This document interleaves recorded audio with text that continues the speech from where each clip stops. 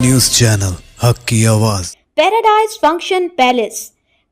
Function palace महबूब नगर। 800 साल से दरगाह शरीफ है वहाँ पर, और 800 साल में अलाउद्दीन खिलजी से लेकर उसके बाद आप अमीर खुसरो की किताब है, उसमें इस दरगाह के बारे में लिखा गया।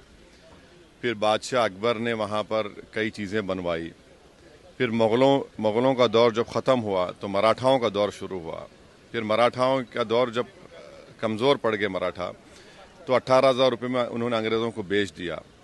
उस वक्त भी कई, जैसे जयपुर का रॉयल फैमिली है, उन्होंने 40,000 का सिल्वर पेश किया दरगाह के लिए, खिदमत की दरगाह की। देश के हर प्रधानमंत्री उर्स के दौरान वहाँ पर चादर बिछाते हैं। हमारे पड़ोस में जो दो ममालिक हैं, कंट्रीज़ हैं, उनका ऑफिशियली डेलीगेशन वहाँ पर जाता है। जो इंडियन डायस्पोरा है सारी दुनिया में, वो वहाँ पर अक़ीदत रखते हैं, आते हैं सुल्तान हिंद के पास। आज अचानक आप ये हरकत कर रहे हैं। तो सलीम चिश्ती की दरगाह नहीं है रहमतुल्लाह अलैह की, और ख्वाजा गरीब नवाज की दरगाह नहीं है। कहाँ रुकेगा बताइए? ये प्लेसेस ऑफ वर्शिप एक्ट 91 का क्या होगा? क्या अब DYC चंद्रचूड़ तो अब तो नहीं है, CGI, क्या उनको अब ख्याल आ रहा है कि अगर वो इसको रोक देते?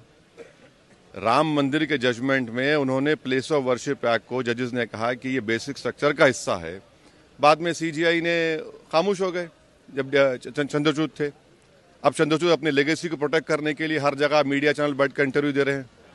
उन्होंने देखा क्या कर दिया उन्होंने। ये आपने देखा संभल में क्या हुआ, 5 लोगों की, मासूम लोगों की मौत हो गई।